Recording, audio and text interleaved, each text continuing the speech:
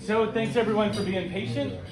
I hope most of you have gotten your food. If not, it should be coming soon. And John, thanks for agreeing to postpone your meal to do this.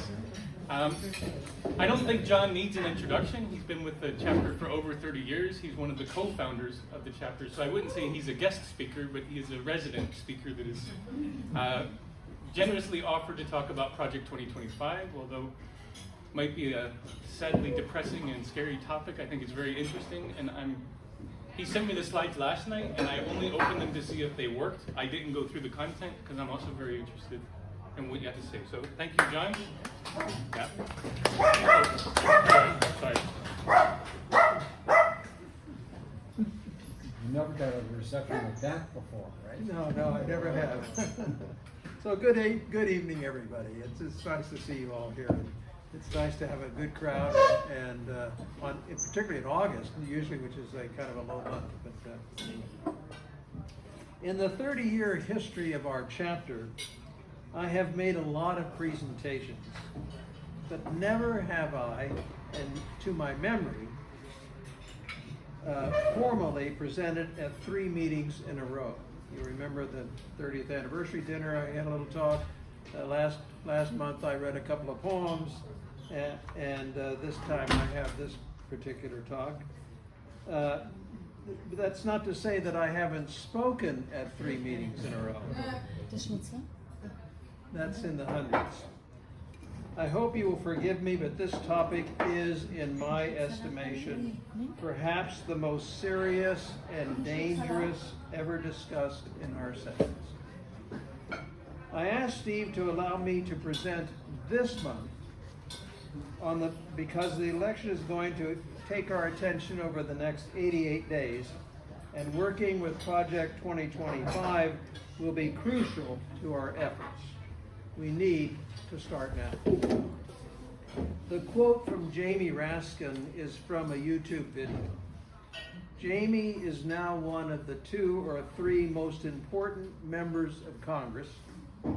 Not bad for a former member of Democrats Abroad, and one of our delegates to the 2004 convention in Boston. Next slide, please. Here are the topics I wish to address tonight. Hopefully not longer than 20 or 25 minutes, but I ask that we hold any discussion or questions until the end, the only exception being Martha, who is allowed to do whatever she wants. Next slide. I'll let you.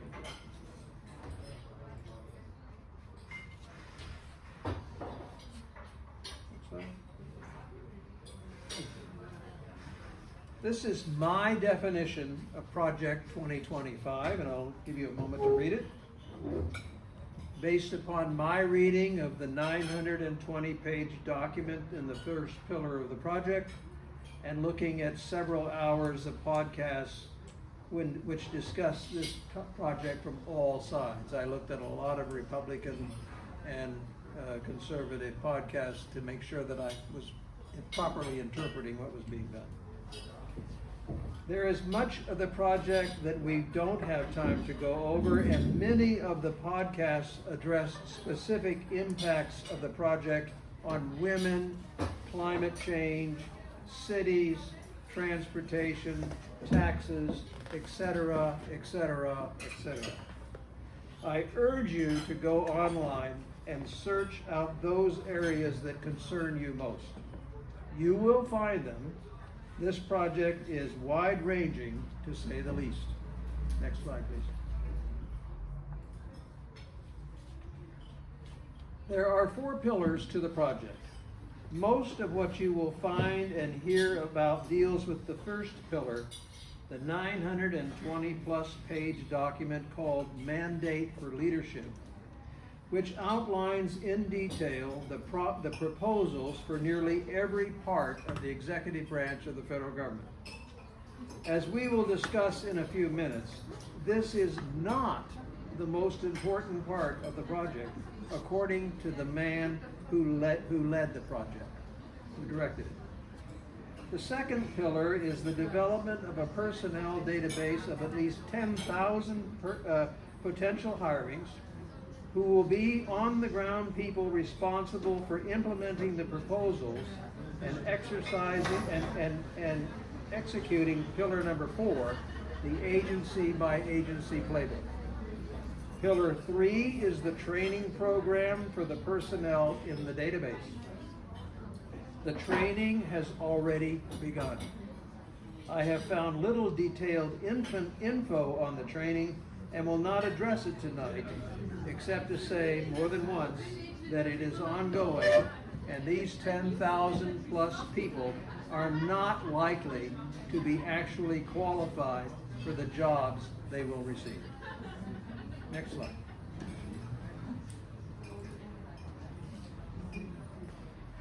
The Heritage Foundation has been around since the late 1970s, and the Mandate for Leadership is not the first document by that name that they have produced.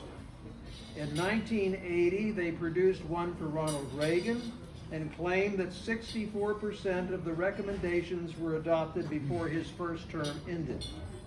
They also claimed that the 2017 issue for Trump resulted in 60% adoption during the first 2 years of his presidency.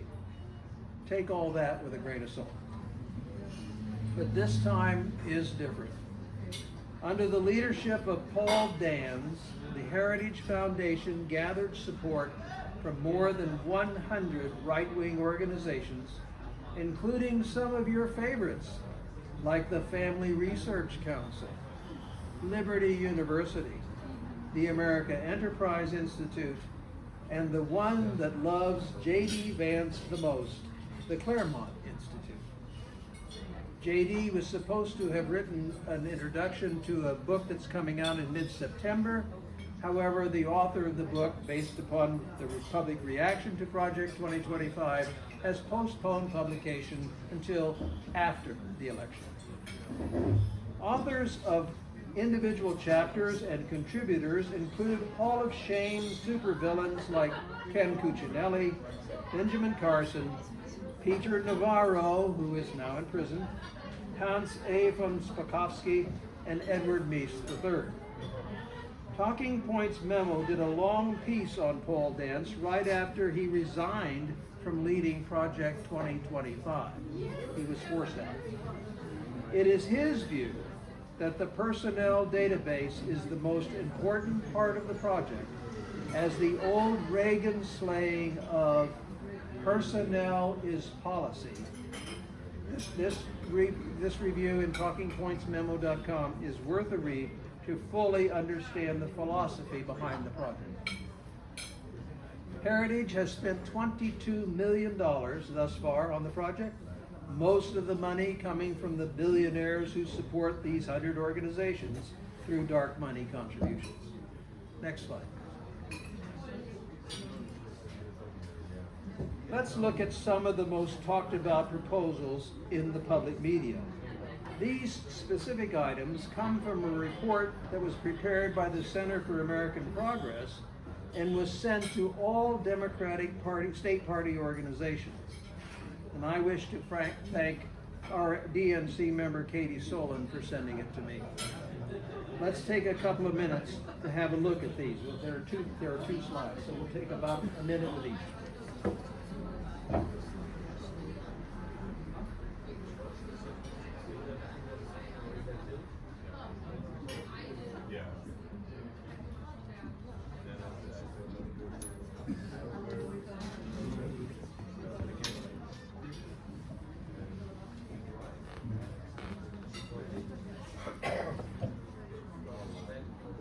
Okay, next slide.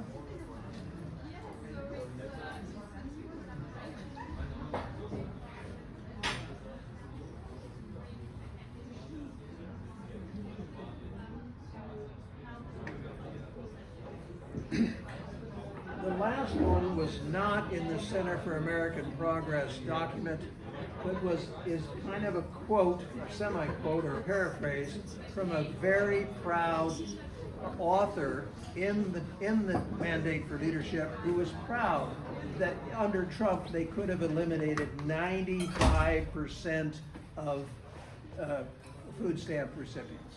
95%, based on Trump's rules of having to work, blah, blah, blah.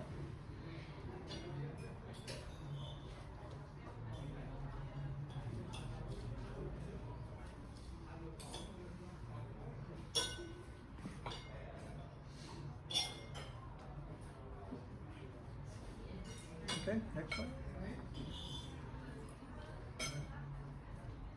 Beyond the horrifying proposals on the previous two charts, let's run through some random crazies from the Mandate for Leadership.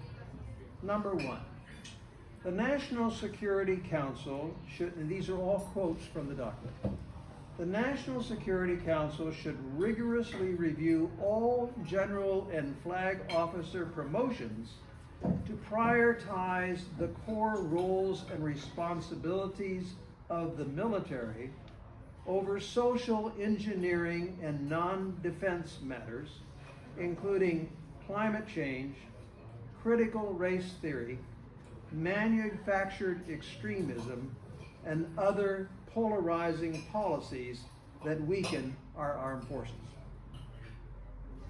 Number two, Congress should unequivocally authorize state and local law enforcement to participate in immigration and border security actions.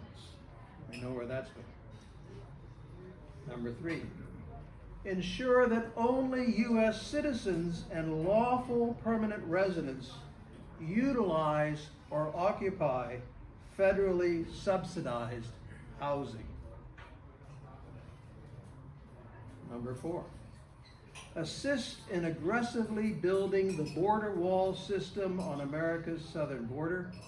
Additionally, explicitly acknowledge and adjust personnel and priorities to participate actively in the defense of America's borders, including using military personnel and hardware to prevent illegal crossings between ports of entry and channel all cross-border traffic to legal ports of entry.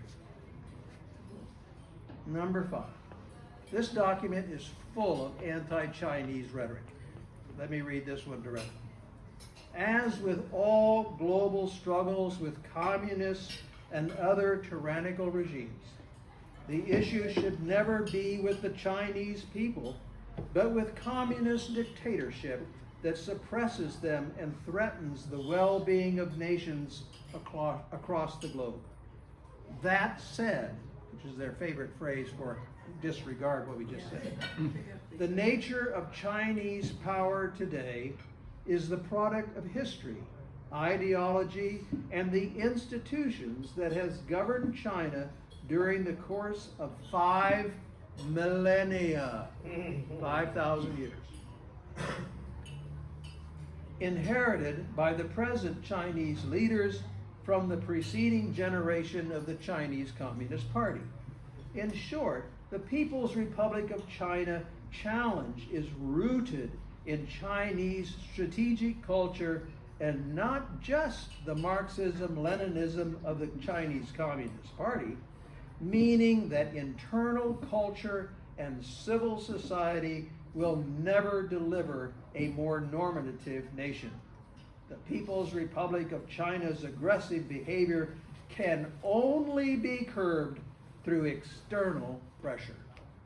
Just think about that. And one note here that is perhaps very interesting is that our vice presidential candidate taught for 6 years in China and continues to speak fluent Mandarin Chinese, in case you didn't know that. Number 6, Congress must limit the U.S. Department of Agriculture's role. A proper mission would clarify that the department's primary focus is on agriculture and that the United States Department of Agriculture serves all Americans. The Department of Agriculture's client is the American people in general, not a subset of interests, such as farmers. meat packers, environmental groups, etc. Number 7.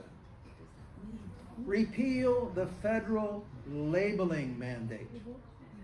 The United States Department of Agriculture should work with Congress to repeal the federal labeling law, thus maintaining federal preemption, and stress that voluntary labeling is allowed. Number 8, eliminate or reform the dietary guidelines. This I found amazing.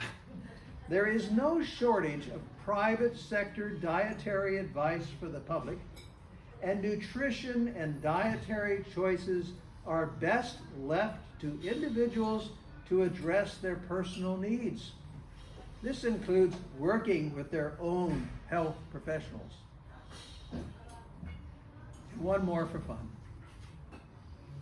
Cede to Western states jurisdiction over the greater sage grouse, recognizing that on-the-ground expertise of states and preventing use of the sage grouse to interfere with public access to public land and economic activity. In addition to the above proposals, taken at some random from the document, there are some issues that stand out in the whole document that will have a direct bearing on whether it would be successful in the event that Trump is reelected. The first is a general recommendation that the offices of general counsel throughout the government, starting with the White House, is the key player in all actions.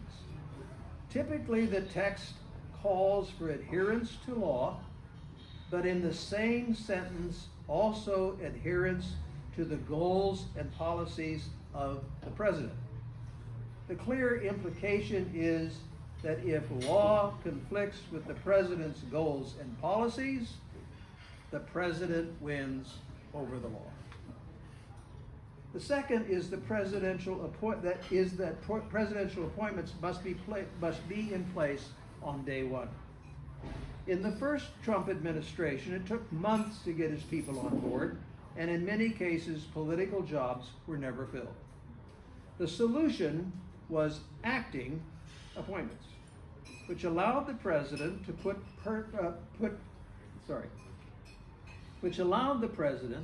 someone in place for 1 day shy of a year without Senate approval. Many of these stayed in place beyond the 364-day limit.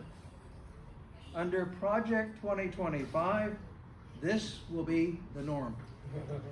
We are not just talking about cabinet secretaries and other high-ranking officials, but 4,000 plus positions across the executive branch. A key part of the appointment process is to replace members of scientific, regulatory, and other commissions, boards, and councils currently held by subject matter experts with committed followers of the conservative president, read Trump. It won't matter if they know anything about the commission, the board, or the council. It's their vote on decisions that count. Several key organizations will be simply eliminated, like the Food and Drug Administration, the Import-Export Bank, and unbelievably, the National Weather Service. I won't go into why, just trust me, it's a little on the weird side and deals with science associated with climate policy. Finally, the underlying reason in the whole thing is the constitutional theory called the unitary executive, which states that Congress has had no authority to create and fund any organization in the executive branch not under the direct control of the president. There are many that they are after. They know it will take changes to law to succeed, but thus far the Supreme Court has not agreed with this theory. But particularly, the key goal is to get complete presidential control of the Department of Justice, including the FBI. You already know what that means. Next slide. The presidential political appointments and unitary executive theory is not enough to get complete control of the swamp. In 2020, Trump created a new category of federal employee called Schedule F. The then administration started the process of identifying the top jobs in every department that they felt needed to obey presidential and cabinet orders without fail. Biden killed Special F very soon after taking office as a violation of every tenet of civil service practice, including the Hatch Act, governing political activity by all federal employees, including political appointees. Only 2 employees are exempt from the Hatch Act, the President and the Vice President. Schedule F will make 50,000 exempt. Anyone disobeying and doing anything that is not liked by leadership may be summarily fired under Schedule F. Paul Dans, the leader of the project, has opined that will only take about 1,000 firings to get the other 49,000 in line. He's probably right.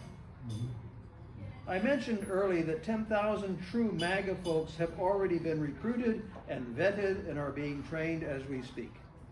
They will be ready on 20 January 2025 to take their place. Part of the vetting process is a questionnaire that tests the degree of loyalty to Trump and MAGA principles and basic beliefs in conservative ideals. According to Dans, we don't want to make any mistakes. Next slide, please. I'm not going to spend any time here except to say again that the training process is ongoing, and you can be sure that the training is not going to result in qualified employees, but folks who know how to work the system to Trump's benefit. Remember, personnel is policy. Next slide. The playbooks for every government agency are not readily available for obvious reasons.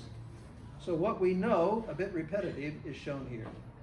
Unlike the first Trump term, which disappointed many conservative activists, this time they know what to do and when. At this point, I hope you have a sense that Project 2025 is not simply a wish list of goals and actions, many of which have been around for a long time, but that the next Trump administration hopes to achieve. Project 2025 is a detailed, well thought out, and very knowledgeable plan to remake America into a Christian nationalist monarchical state, as our own Jamie Raskin's term. I don't like to hear every 4 years that this is the most important election of our lifetime or in American history. But this time, I think that those that are saying that might be right. And Project 2025 is the reason I now think so. So what must we do to stop Project 2025? Next slide, please. We must win the 2024 election, and we have to get the trifecta. But it won't be enough. It's what we do after we win that will prevent Project 2025 from becoming Project 2029 or Project 2033 und so weiter. I'll leave the remaining list items on the list for our discussion, plus any more that you may wish to bring up. So that you don't think this is just another political battle, here is my final comment and bottom line. Next slide.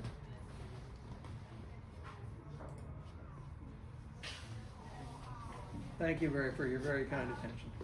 It's